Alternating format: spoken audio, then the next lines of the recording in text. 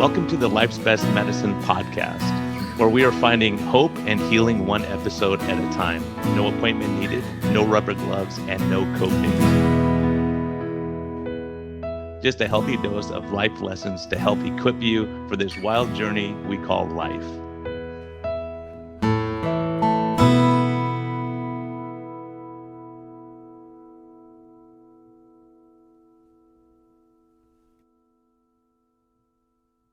Hey everyone, I wanted to give a shout out to the host of this podcast who makes all the magic happen, Simply Snacking. Thank you so much for all you do.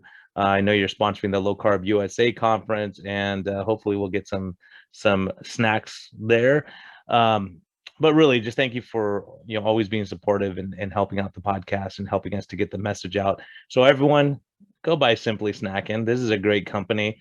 They're doing great things. A lot of my people who are traveling right now are just taking them with them. It's easy. They get throw it in their suitcase. They get throw it in their overnight bag. And so it helps people stay on track and eat nutritious food. So Simply Snacking, thank you so much. And everyone, I hope you enjoy this podcast. Hello and welcome back to the Life's Best Medicine podcast. I have a special guest today, someone who I was at a medical conference. I see this guy eating a huge plate of steak, and I'm thinking, I wonder what this guy is doing. So I struck up a conversation because I was kind of interested, and I said, "What do you do?" And he says, "I'm a cardiothoracic surgeon." I said, "No, really?" He goes, "No, that's what I do." I said, "Wow, you must be pretty popular at home." So Dr. Philip Ovadia, a heart surgeon, cardiothoracic surgeon. These are the cool guys in medicine. I'll tell you, like they deal with super intense stuff, and they just focus. It's just life and death what they do, kind of a little bit stressful, I guess, for the rest of us. But Doc, welcome. Great to have you. And I know you're doing a lot of great stuff, and I want people to know who you are. Thanks, Brian. It's great to be here. I've really been enjoying this new podcast of yours as well as the other. I am going to say the way that I remember us meeting is at that conference. You were the superstar with all these people around you, and I was able to finally push through the crowd and introduce myself as the lowly cardiac surgeon. Yeah, right. Yeah, right. We all know that's not true. The surgeons are the ones that get all the entourage, Yeah, but awesome, man. It's so great to have you here. Tell people your story. Like, how did you go into medicine? What motivated you and all that kind of stuff? Yeah, so the reality is that I always knew I wanted to be a doctor, but I can't actually pinpoint why that was. I was, in my family, I no other physicians in my family. In retrospect, I think it probably had to do with my brother was diagnosed with type 1 diabetes, when he was young and I was young. He's my older brother. And that probably had some sort of subtle influence on me. But it's just something I always knew growing up. My parents will tell you, as young as 4 or 5 years old, people asked me what I wanted to do, and I always said I wanted to be a doctor. And actually, I specifically said I wanted to be a surgeon for whatever reason, and I probably didn't even know what that was. But then I went through, so as I went through high school, I had that in mind. I ended up going to the accelerated pre-medical medical program at Penn State and Jefferson Medical College in Philadelphia. So that's a program that, you get into straight out of high school, and you sort of have a shortened path between undergraduate and medical school. So instead of that taking 8 years, you do it in 6 years essentially. And again, as I went through medical school and all the rotations, surgery was always first and foremost, and that's what I enjoy doing. And I did a general surgery residency in New Jersey, and ultimately decided on cardiac surgery as a specialty. I just found it, the combination of the technical aspects of the surgeries as well as the physiology involved and taking care of the patients. It just was the right combination for me. So I went to Boston and spent 2 years as a cardiothoracic fellow at Tufts. And, that led me to start my career as a cardiac surgeon. And the other thing that was going on during all that time is I was overweight progressively as long as I can remember, from childhood through high school and college and medical school. And similar to, a lot of our stories, I got more and more overweight. And about 10 years into my career as a heart surgeon, I realized that I was going to end up on my own operating table. I was morbidly obese. I was pre-diabetic. And I had tried to lose weight many times. I had been successful in the short term. I would lose 50 pounds and, keep it off for a few months or maybe a year. And then invariably the weight would come back on and more. And I know that's an experience that many of us have had. And so ultimately, I was fortunate to come across some of the alternative information. My first entree into that was Gary Taubes. He actually happened to be a guest speaker at a medical conference that I was attending. And it was the first time that I had heard the concepts around, sugar and low carb. And I immediately, read his books and started down that pathway. And here I am, 5+ years later now, 100 pounds lighter, in the best health of my life, in the best shape of my life. And I have, with that now, kind of started to refocus what I'm doing. While I continue to be a cardiac surgeon, I have a secondary effort, a new focus on keeping people off of my operating table.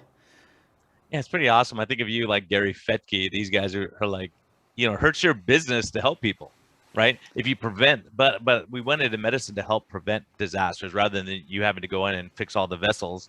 How about we prevent that in the first place? And so, where was your like aha moment where you said, "Wow, like we've had it all backwards"? Where was it when you said like, "Oh, I'm going to start changing what I'm doing in order to help other people"? Yeah, it really, so like I said, my first aha moment for me personally was listening to Gary Taubes. And then I saw the results for myself. And then I started looking around and I was like, why haven't I heard this before? Why isn't this information out there? And sure enough, again, like many of us, I started poking around a little bit and realizing that the information is out there. It just doesn't get pushed. And it's not promoted heavily. And, so that was specific to kind of nutrition and low carb at first. But then I really, that kind of opened my eyes to the entire medical system. And, again, for me, one of the key, I would say, realizations was, here I am as a heart surgeon, 10+ years into my career, and all I have ever heard is cholesterol causes heart disease. And then I started looking into that some more and realizing, not so clear. And really, now come to know that cholesterol may play a part in the process of heart disease, but it's not the underlying cause. And that, again, really just opened my eyes to how we have lost our way in medicine. We don't think it is possible to keep people healthy. We're only trying to manage their disease, manage their poor health. And, it just, as you said, I went into medicine. I think almost all of us that are in medicine went into medicine to help people ultimately. And I realized that the best way to help people is to help them to stay healthy. Yeah, and instead of having this massive interventions like changing the oil rather than changing the engine, right? Right. And so what did you notice in your patients where you're doing bypass surgery, where there's certain things you would notice, like there's a certain population type, whether it's diabetes, obesity, or whatever, were there certain things that you saw and said, oh, this is the risk factor? Well, yeah, and ultimately I have come to realize that, it is metabolic health, it is insulin resistance. It always troubled me earlier in my career. There would be obese patients that I operated on, plenty of them were obese, but a lot of them weren't obese. And then the cholesterol issue, same thing. There were patients who had high cholesterol when I was operating on them, but there were plenty of patients who did not have high cholesterol, whether they were treated with, statins and their cholesterol came down, or, just had a naturally, not elevated LDL cholesterol specifically. And I really started to pay attention to that and question that more. And as I learned more and more about metabolic health, and I came to realize that, in the now 3+ years that I've known to look for it, I am yet to see a patient who is metabolically healthy and not a smoker that needs bypass surgery. And I can't say that for any of those other risk factors. You certainly can't say that for high cholesterol.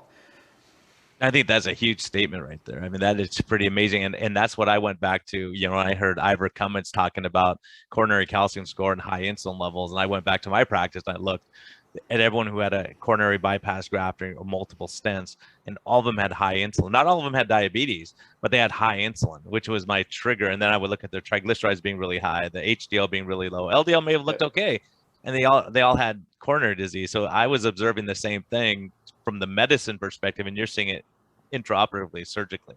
Yeah, exactly. I now try and look at, 4 things on all of my patients coming to me for bypass surgery. I look at their HDL cholesterol, I look at their triglycerides, I look at their insulin level, unless they're already, overtly diabetic, in which case that's no longer useful, and I'll look at their vitamin D levels. And then I'll ask if they're a smoker or not. And like I said, you cannot find a patient who's undergoing coronary artery bypass grafting that doesn't have one of those, parameters that are abnormal. That's pretty remarkable, because, the big stamp in medicine is your LDL is this, statin drug. Your LDL is this, you're sick. But they're not looking at these other markers. People don't know what their triglycerides, HDL, insulin level, and it's shocking to me. I order my practice, it's $12.95 to get an insulin level. And it's crazy to me that if these are risk factors, and we have data from Colombia, the country of Colombia, and different places where insulin was the #1 marker, right? And so in Life's Best Medicine, we talk about is look, get Ben Bickman from BYU is talking about these things. Get enough sleep, don't run around stressed out all the time. Do your exercise, eat real food. Don't smoke or drink to excess. All these kind of things. Watch the stress level, get enough sleep. All those things that can have an effect on insulin level, and we just focus on one thing: diet, right? Yeah, and as you said, in terms of kind of Life's Best Medicine and the effect that that's had on me and the way that I, now practice medicine, it really has been profound, because realizing, that we have made such an error, on that major issue, that the only thing we can do to prevent heart disease is to look at someone's LDL cholesterol and try and lower that, either with medications or even with diet and lifestyle geared towards lowering LDL cholesterol. And we just see how that has continued to fail. Heart disease has been the #1 killer of people in this country for 30+ years, and it shows no signs of changing. And we've had now these what were supposed to be the miracle cure, the statins, have been in widespread use and increasing use for the past 20+ years, and we really haven't seen a meaningful dent in those statistics. And our inability for the healthcare system to step back and say, what are we doing here? Everything just is getting worse. Our obesity rates are getting worse. Our metabolic health is getting worse. Diabetes, heart disease, whatever metric you want to use to look at. And then something like the COVID pandemic comes along, and we just are unable to step back in medicine and say we're doing something fundamentally wrong. And that is really, has renewed my passion to try and do what I can to fix that underlying problem in the healthcare system. Yeah, it's so hard. I don't know why it is for docs to step back and say, okay, what I was saying was wrong, right? For me, I had to step back when I came across Jason Fung and his data on insulin. It's okay, if I'm eating 6 times a day, I'm spiking my insulin 6 times a day. So how about eating less frequently, or eating less carbohydrates, or not being as stressed, or not drinking as much, or not smoking, those kind of things. It's just amazing how the medical community can't step back and say, let's reassess. I don't know if it's arrogance that say, I've been saying this all along and I can't say I was wrong for the last 20 years, or whether it's pressure from the system? I don't know. What do you think it is? Yeah, I think it really, ultimately, most physicians are kind of trapped by the system. We get trained in a certain way to focus only on the diseases and mostly on, using medications and procedures to address those diseases. And, we then get into our, busy lives as physicians, and, all of the scores that we're subject to, all of the metrics that we are judged against, our performance is judged against, are all geared towards reinforcing that system.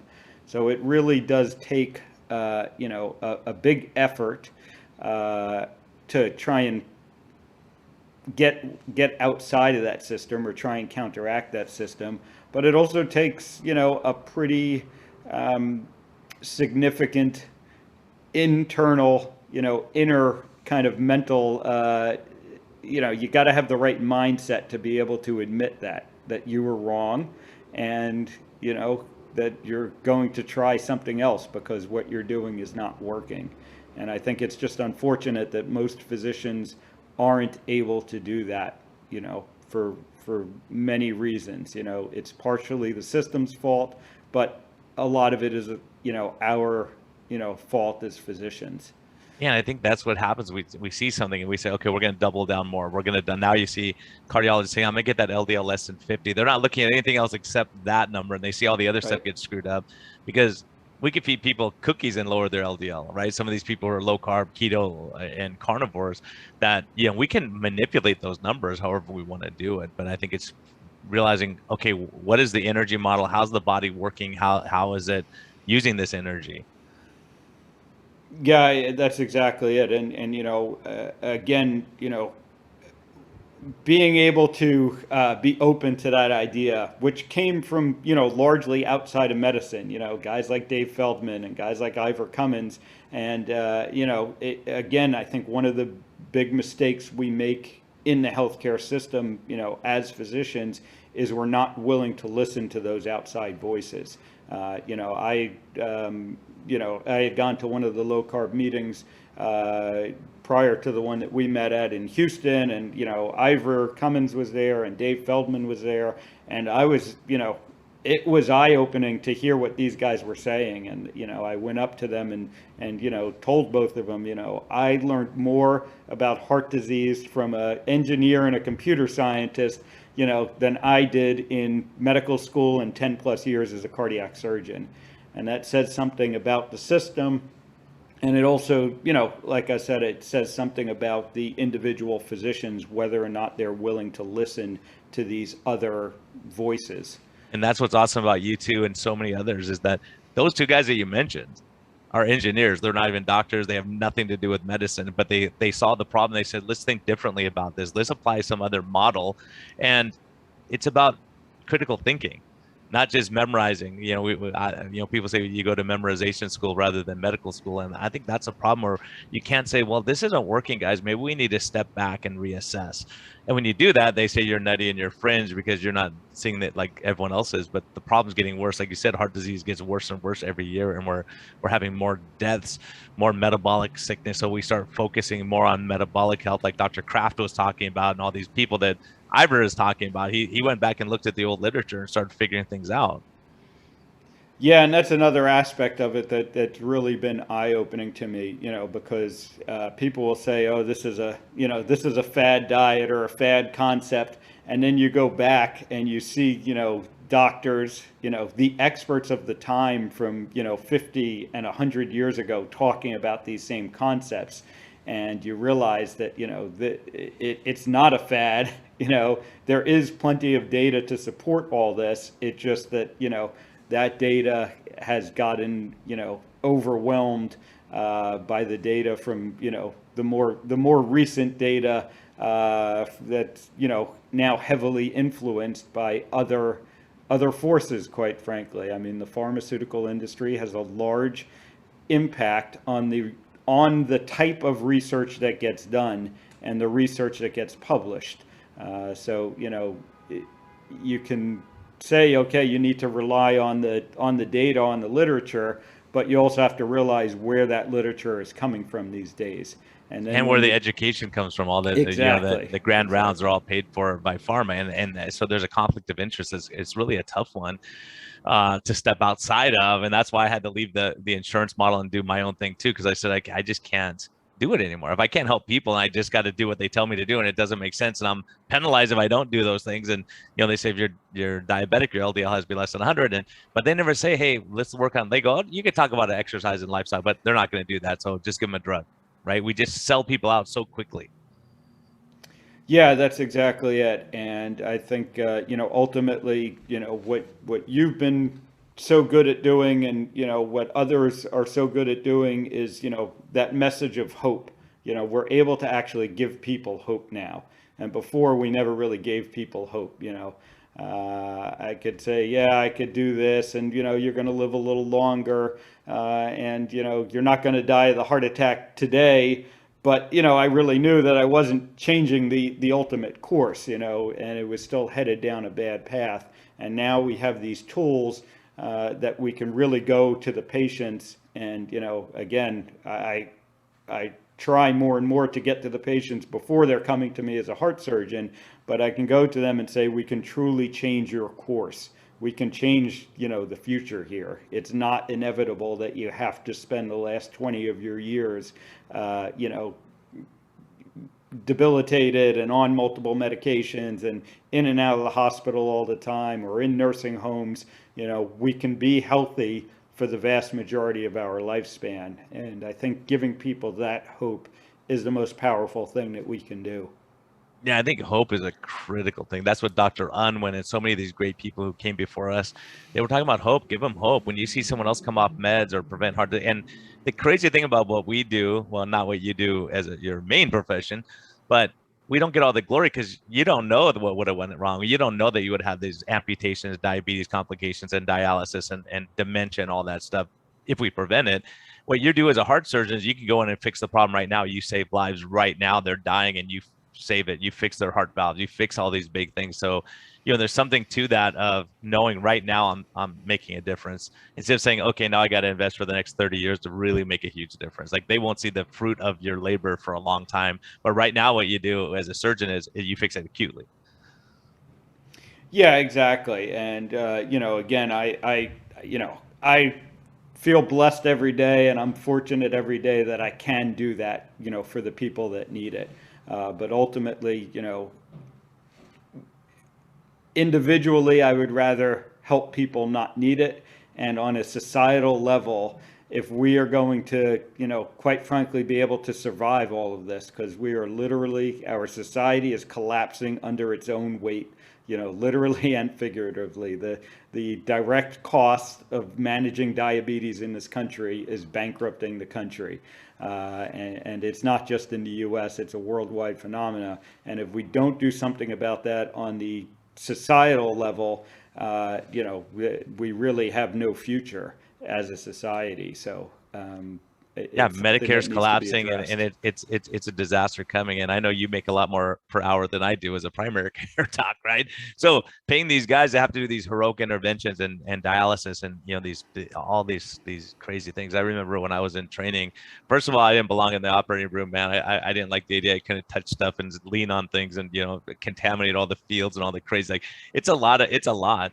And then I remember one time in the cardiothoracic surgeon at USC, it was amazing. These guys are all cool guys, by the way. I mean, it's different. It's a different mindset than other general surgeons or whatever. It's just, I saw how humble these guys were. They would save someone's life, and they were just like very cool about it. And then someone else would take out someone's appendix with a 15-minute surgery. Go, I just saved that guy's life. And they were it was a different mindset.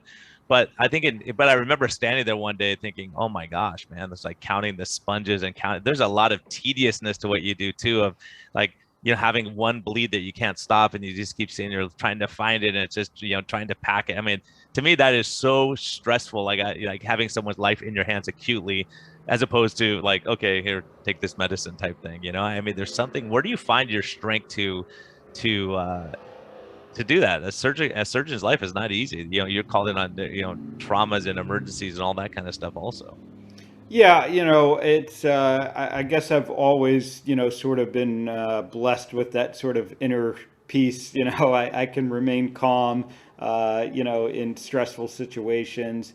And, I think, kind of being a heart surgeon, I liken it to being a pilot, because you try and do everything you can to ensure that it's not a chaotic situation, and the vast majority of the time, heart operations, as high risk as they are and as complex as they are, you want them to be routine for you as the surgeon. Obviously for the patient, it's a hopefully one-time deal, and it's never going to be a routine thing. But in the midst of it, I'm always trying to make it routine.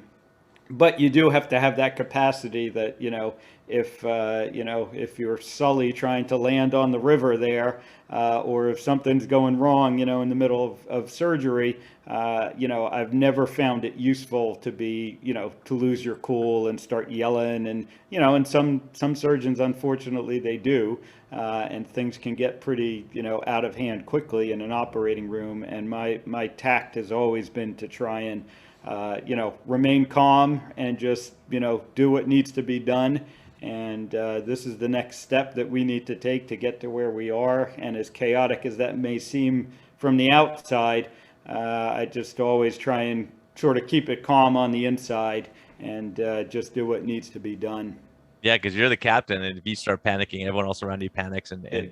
But it's amazing how you guys can keep your calm and cool, and sit there and do these crazy long surgeries standing there. It's hard on the body just standing there doing that, especially when you're 100 pounds heavier than you are now. Yeah, and that's one of the things, I've certainly noticed, since improving my metabolic health and losing all the weight, those effects are noticeable as well. Like, when I do need to do those long surgeries or back-to-back surgeries, I can do it well. I don't have the added stress anymore of, oh my God, when am I going to eat? What am I going to eat? If I'm in the operating room for 12 or 16 or 20 hours, whatever it is, back-to-back cases, and I don't have time to eat in between, I'm like, all right, another day fasting, no big deal. You got this. And that has been a big help to me. I truly can say I think I am a better surgeon now, than I was 5 years ago, not just because of the experience I continue to gain, but because I am in better physical shape. I am in better mental shape. I know a lot of us in the low carb community talk about the mental health benefits of low carb. And I never had problems with anxiety or depression, but I do just notice, how, kind of calm, how calming it is to be in good metabolic health. Yeah, and tell me too about like you're in a unique position really, because people going into heart surgery, there's nothing scarier than people can think about, like going for bypass surgery, going for that. It's like you don't know if you're going to see your family again. So what have you learned from patients as they're ready to go under, and they're counting back from 10 to 1, just to they're about to go under, or when you meet with them before surgery, how do you give them that hope, or that just something that they need to hear before surgery, give them some peace going into surgery? Yeah, so again, I think I'm able to do that a lot better now, because I know that I have the tools to help them not only through the surgery, but long term. And so that, this doesn't have to be although by the time you get to bypass surgery, it is going to be a lifelong issue. You're always going to have heart disease. But I think with the tools that I, now have, I know that I can give them a better long-term picture. And, one thing, heart disease, heart surgery, does present an opportunity for that, because oftentimes patients need that sort of, life altering moment, that come to Jesus moment, that, something needs to be done differently. But what I have come to learn is that, sort of right before the surgery isn't necessarily the best time to, to hit the patient with, you need heart surgery and you need to change the way you eat and all of that. Yeah, exactly. You can't overwhelm people with a bunch of you don't want to overwhelm them. Yeah, exactly. So I tend to save that now for the afterwards, be like, okay, we got you through the surgery. I kind of mention it to them beforehand. I'm like, I'm going to do the surgery to fix the acute problem here. You have a blockage. I need to do the surgery to get blood flow going again. But we also need to address what led to you having the blockage. And, I'll usually say something like, it's not what you've, heard, from most of your other doctors. And then after the surgery, when things have settled down and, they're in the recovery phase, then I can have the more detailed discussion with them about, kind of the specifics and addressing their metabolic health. And I can, again, I can go back and say, look at your hemoglobin A1C, look at your insulin level, there's an underlying problem here that we need to address. And they're usually pretty receptive to that. So are the cardiologists receptive to that? No, that continues to be the challenge. It's a fine line, and again, I think there's, I usually, first of all, the statin issue, of course, always comes up. And the reality is that patients with established heart surgery are the ones that have the most benefit from statins. So, it's not the same as, the people that I'm seeing. Primary prevention that haven't had it. Exactly.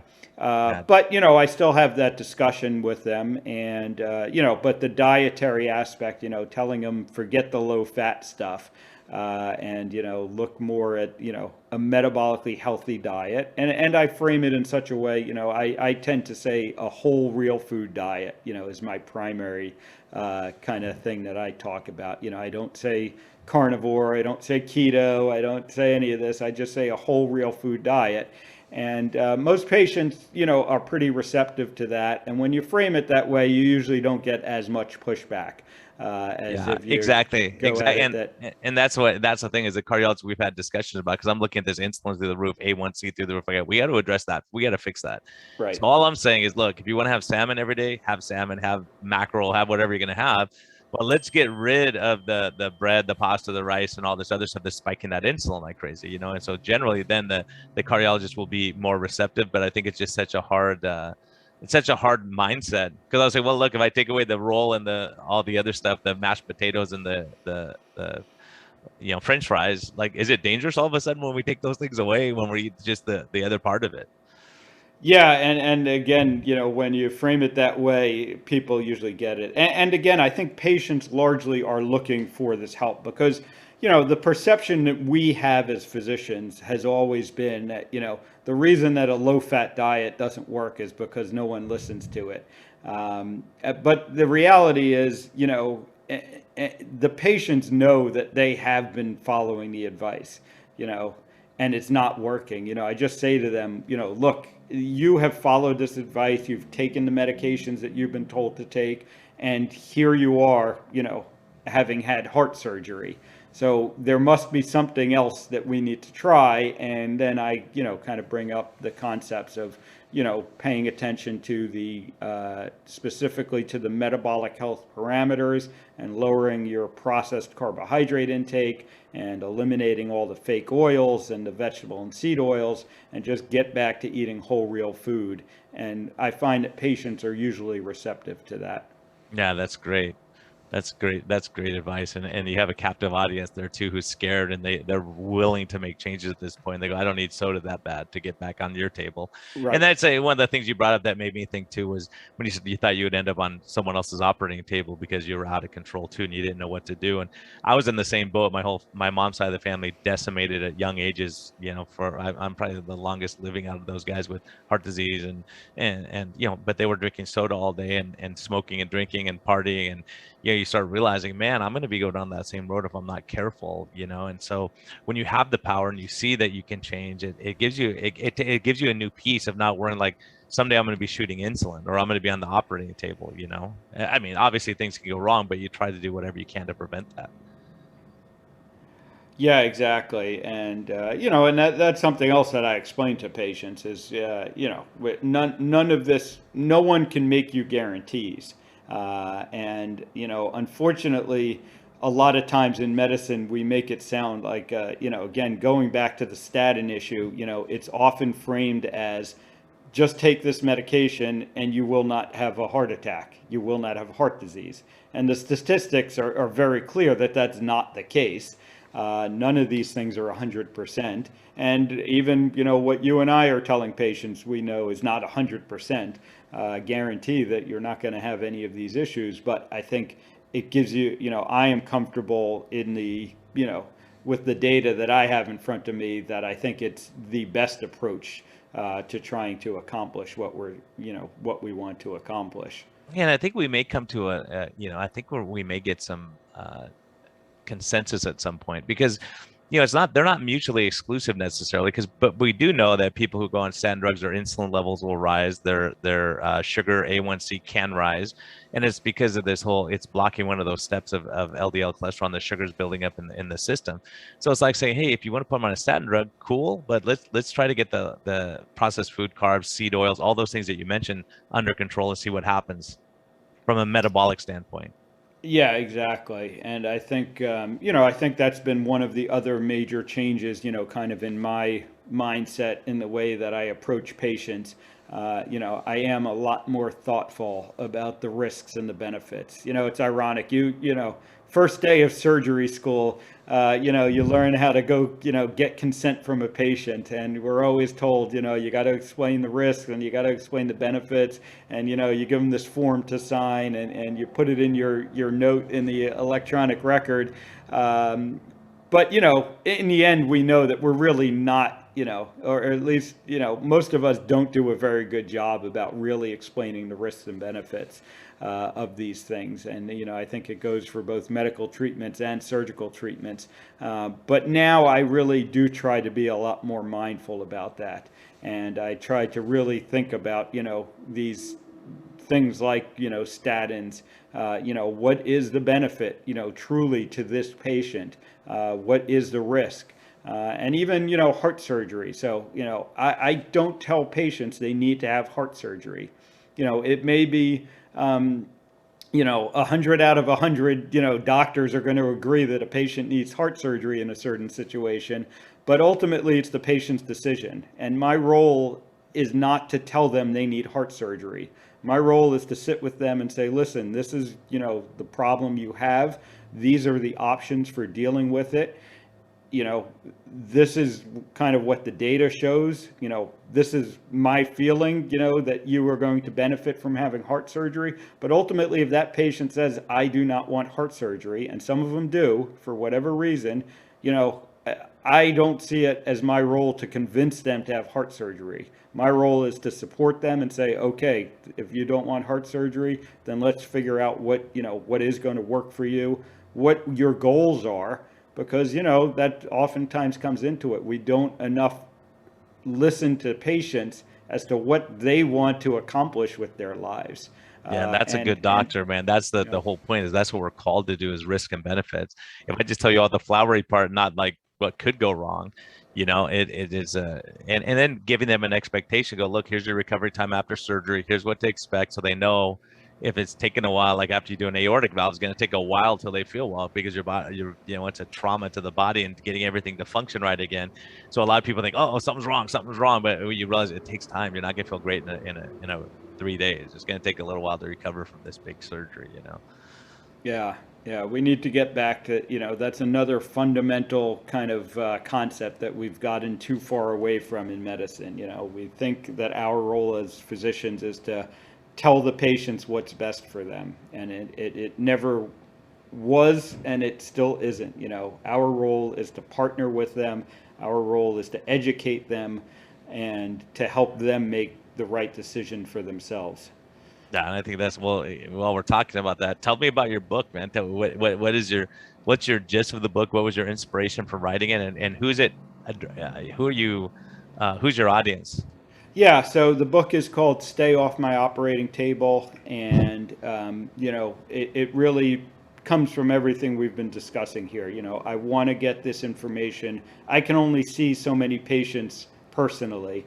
Our time is limited, and the resources and the geographic factors and all of that. I want to be able to get this information to more people, because I think most people don't hear that there is hope, that you can remain healthy, that you can prevent or give yourself the lowest risk of getting heart disease and many of the other chronic diseases that we face in society. And metabolic health ultimately is the way to accomplish that. So it goes through, I go through the basics of metabolic health. I lay out kind of 7 principles of metabolic health. Things like eat whole real food, just very simple high level concepts. And I go through many of the medical myths, I call them, that have been pervasive, that people have been led to believe are true, that are simply not true. And then I go through practical aspects of incorporating this into your daily life. But I don't give the 30-day diet plan. I don't say you need to be carnivore or keto or any of those. What I do is one of the sections of the book is looking at 5 or 6 popular diets, everything from vegan to carnivore to Mediterranean, and what are the metabolically healthy aspects and habits that are within those diets and what aren't, because to be honest, each one of them, Tro is famous for saying, he can screw up any diet. And it's true, there are aspects of certain of these diets that aren't metabolically healthy, but it goes through how to measure your metabolic health and then how to improve your metabolic health. And it really, tries to get the concept out there that if we focus on metabolic health first and foremost, it's going to lead us to the outcomes we want, which are, weighing less, not having heart disease, not having these other chronic diseases like cancer and all the other top killers of us. And so the purpose of the book, ultimately, the audience is really everyone who needs to hear that. And unfortunately, which is all of us. Yeah, that's about all of us, because we know the statistics. 88% of the adults in the United States are not metabolically healthy, can't meet all 5 measures of metabolic health. So yeah, that's amazing. And that's on my reading. You sent me an advanced copy, so I appreciate that. I'll be reading that this weekend, and we're going to get you on Low Carb MD and talk about all the science and get into the nitty gritty stuff. But I wanted people on this podcast to really get to know you and know your backstory and why you're doing what you're doing, and that you seem like a fairly reasonable person for a surgeon, Yeah, I try, it's a challenge, but yeah, and I think that's important. I think it's one thing if it's sort of coming from a disconnected place where physicians maybe don't have the personal. I think it's more powerful when it comes from a physician like you and I, who have the personal story to go with it, and we're led down this path by our personal journey first and foremost. But are now passionate about getting that information to all the other people that can benefit from it. Yeah, I think it's a huge thing. And what you're doing from a surgeon standpoint, you have credibility, you know how to help people, you know what the problem is, you open your mind up and reassess the situation. As a surgeon, you have to reassess it. You think it's going this way, we got to change what we're doing. That's, to me, that's a scary thing, especially in the moment, having to do that. So much respect for me. And I have to ask you, since this is life's best medicine, man, where do you find your peace? Where do you find the calm in the storm? Or what would you say is life's best medicine? Like, something you heard, something that stuck with you, something that impacted your life to make it better. Anything you want to share with people? Well, I think ultimately, for me, it comes down to, realizing what's important around me, the people that are important around me, my family, my friends, first and foremost, my wife and my 2 daughters. But, having that same, just realizing that the people that need help out there, the patients that we serve, the help that they need, and doing your best every day to try and deliver that help to them. Ultimately, the success of my life is going to be whether my kids are proud of what I have done. And that really keeps me grounded, I think. And to me, that's life's best medicine. You got to have a purpose, and you got to realize, who you're here to serve. That's awesome, man. Doesn't get any better than that. That's why we went into medicine, and that's why so many doctors are depressed and stressed and overworked and mad at their patients and frustrated. It's a tough one. It's a tough road. So I'm glad guys like you can step up and give the rest of us fledglings some credibility. But it's really, your work is amazing. When I heard about a surgeon doing this, I'm like, this is pretty amazing stuff. So I'm excited about your book. How do people get in touch with you if they want to, get some medical advice from you or health coaching stuff? Yeah, so the best way is, social media wise, I'm most active on Twitter at iFixHearts, and then the website ifixhearts.co goes to my medical practice. You can sign up for my newsletter there. The book should be available for pre-order, shortly after this comes out. But if you sign up for my newsletter, you'll get all the information about that. Awesome, and it'll be on Amazon? It'll be on Amazon and all the usual platforms, audiobook, Kindle, it's going to be awesome across all of that. So I'm really looking forward to getting that out there, getting that information out to people who can benefit from it. And then if anyone is looking to work with a physician, I do everything via telemedicine. Again, we've talked about breaking out of the system. And so I have my telemedicine practice, Ovadia Heart Health, and the website has all the information on that. Awesome, man. Hey, congrats on everything. Everyone, be kind to yourself, be kind to others. And thank you for listening. Great doc here. Honored to have him on. And if you have a chance, pop over to Low Carb MD, and we're going to interview him in detail about all the science of all he's doing. So, Doc, thanks. Have a great weekend, and appreciate you, man. Thank you, Brian.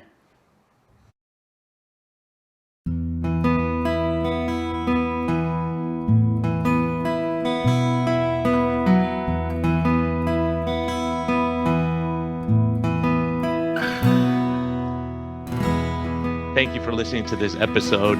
We greatly appreciate your support. We would greatly appreciate a positive thumbs up on all of the platforms like iTunes and Spotify or wherever you're listening.